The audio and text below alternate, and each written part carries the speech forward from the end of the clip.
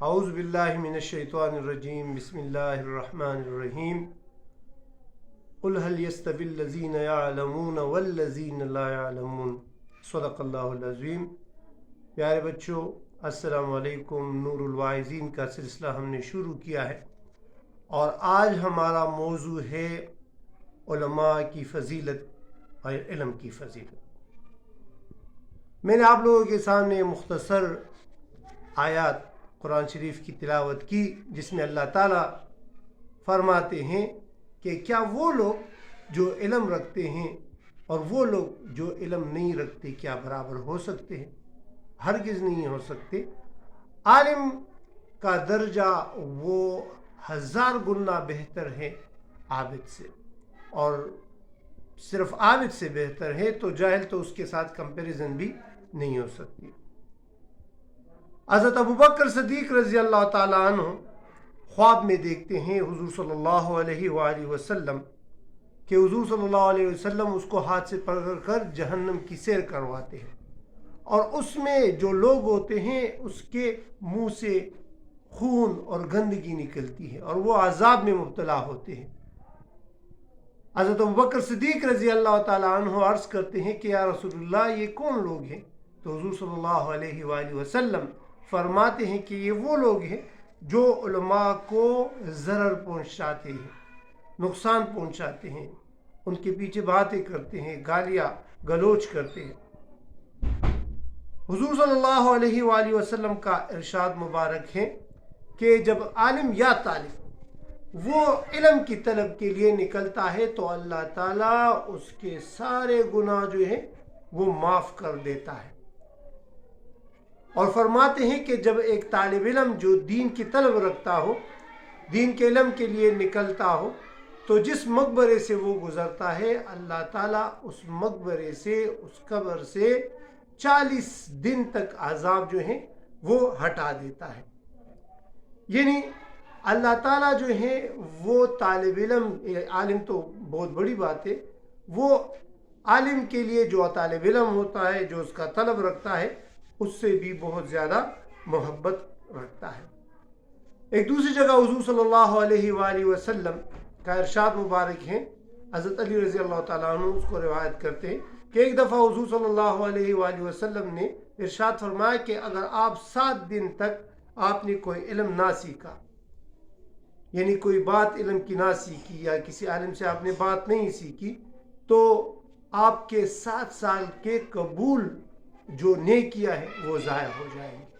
یعنی آپ لوگ دیکھ اس اہمیت کو دیکھ لیں کہ ہمیں چاہیے کہ ہم علم حاصل کریں اور عالموں کے ساتھ بیٹھے، علم کی باتیں سیکھیں۔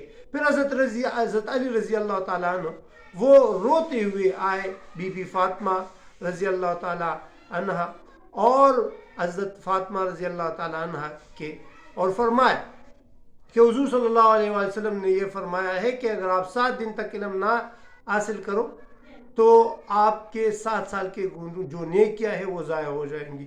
پھر دونوں بیویاں، مبارک بیویاں، وہ جو ہیں وہ اٹھی اور نماز 2 رکعت نفل پڑھی اور پھر دعا کی کہ اللہ تعالیٰ علماء کو ہر کونے تک پہنچائے۔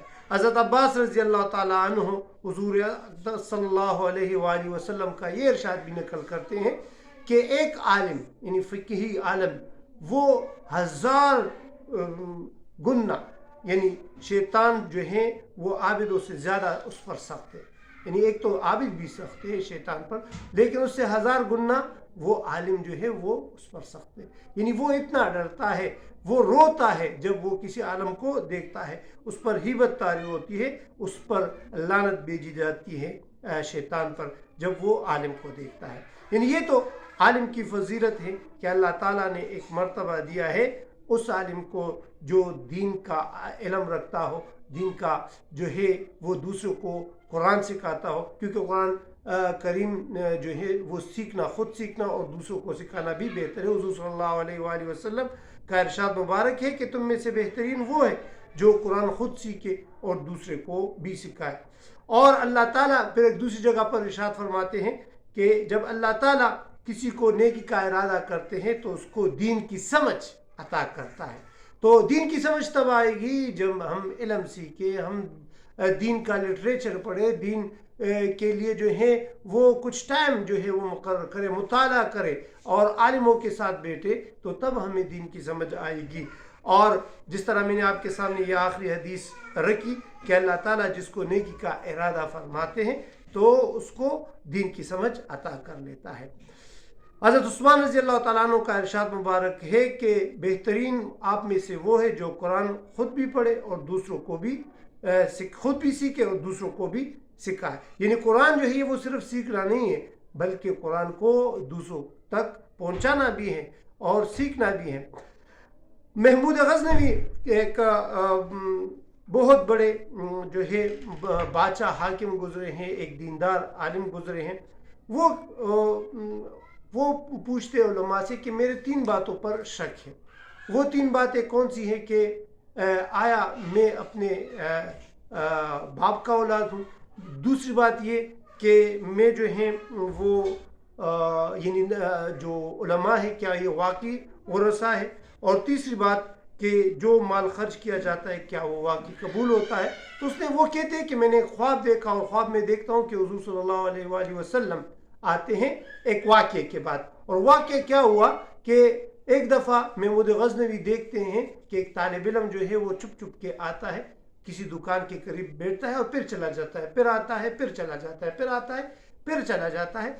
तो उसको पकड़ा जाता है और पूछता है कि तुम क्या कर रहे हो। वो कह रहे हैं कि मेरे साथ पढ़ने के लिए कोई रोशनी नहीं है, तो मैं इस दुकान में रोशनी के लिए आता हूँ, पढ़ता हूँ, फिर चला जाता हूँ।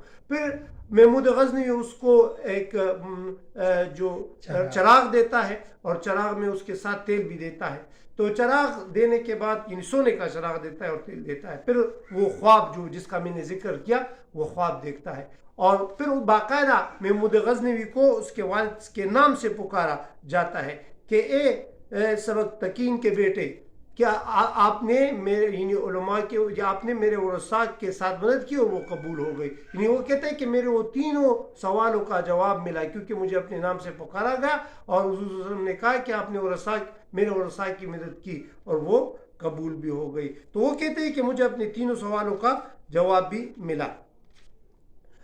हज़रत अली रज़ी अल्लाह ताला अन्हु फरमाते हैं, एक हदीस है जिसका मफ़हूम ये है कि जिसने कुरान याद किया और कुरान के हलाल को हलाल जाना और इसके हराम को हराम जाना तो अल्लाह ताला उसको जन्नत में दाखिल करेगा और उसकी शफाअत कबूल की जाएगी। यानी ऐसे 10 बंदों की शफाअत कबूल की जाएगी जिस पर जहन्नम वाजिब हो चुका हो। तो देख कितनी बड़ी फजीलत है कुरान पाक की और इल्म हासिल करने की। यानी इसमें जो बात आपको बताई गई है कि हलाल को हलाल और हराम को हराम, तो इसका मतलब ये है कि आप कुरान को सीखो कि किन चीज़ों से मुझे मना किया गया है, कौन सी चीज़ें इसमें हराम है और उस पर मैं अमल भी करूं।